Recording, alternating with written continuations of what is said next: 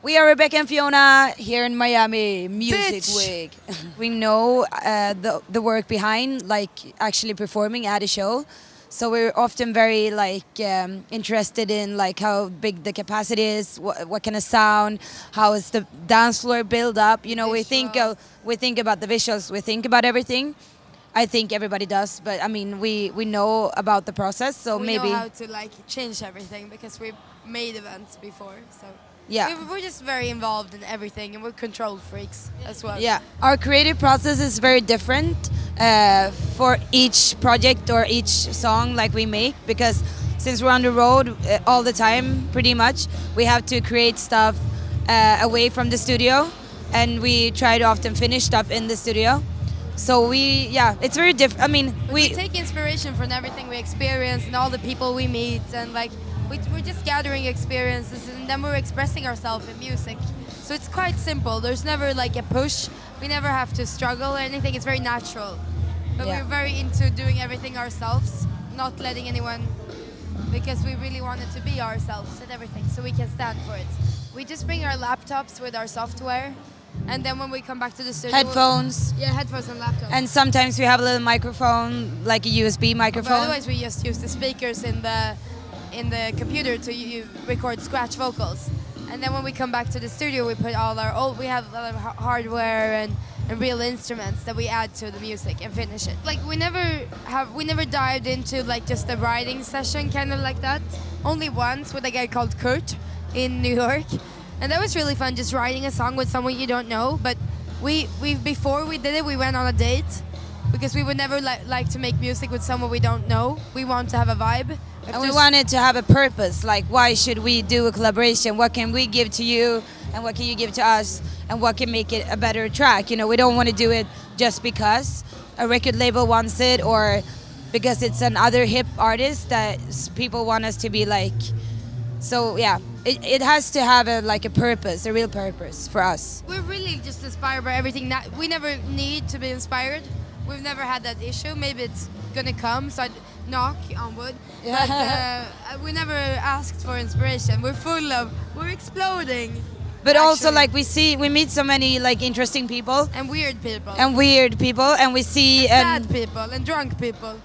a lot of different kind of people, and we can take inspiration from all of that, and it doesn't need to be our own But we have so much feelings. Yeah. So we don't have to we feel so much and we think so much and we have lots of opinions.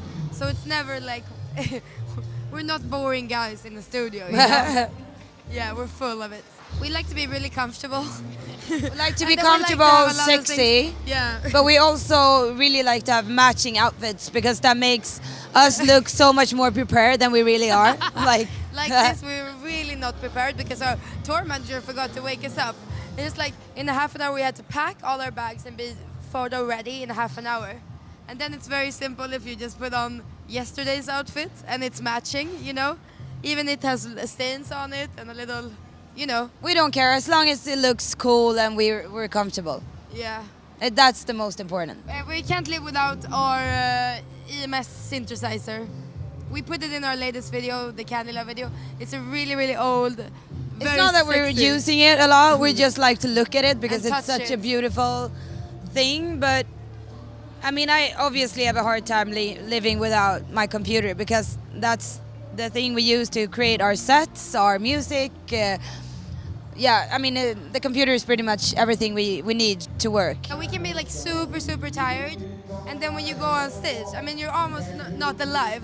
But the second you walk on stage and there's a crowd with energy, you just get their energy. And that But also it's weird that we play so much, and we play pretty much like we have a stack of songs that we play because it's our songs. And it's like we play them so often, but still, since there's a new crowd hearing the music, we hear the music through their ears, you Yeah. know? So we don't even get tired of our own music, because they give us so much energy, and it feels like we hear it for the first time as well, you know? Actually, we started producing and writing all the songs on airplanes, as we said earlier. And then, of course, we're on 2 different laptops, and we're scratching vocals and we're scratching melodies. And we did scratch songs for 2 years, and they just keep popping out of us. And then, I would write.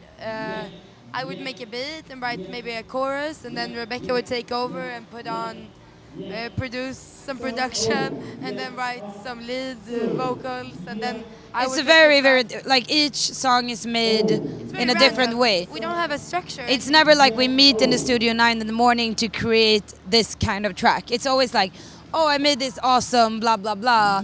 Do you like it? Do you have something to contribute with? Or should I like keep on working on it and then you work on the other song? It's really important for us that always it's fun. Like, I mean, it's not that we're lazy. We want to work all the time, but we want it to be joy in it all the time.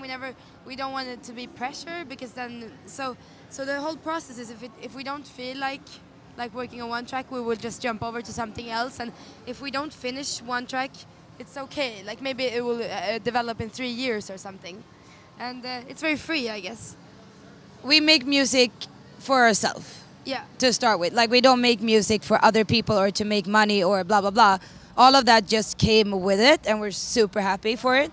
But we will never stop making music because we think it's fun and we're developing ourselves. Because then I think we're going to end up just like anybody else and sound like anybody else.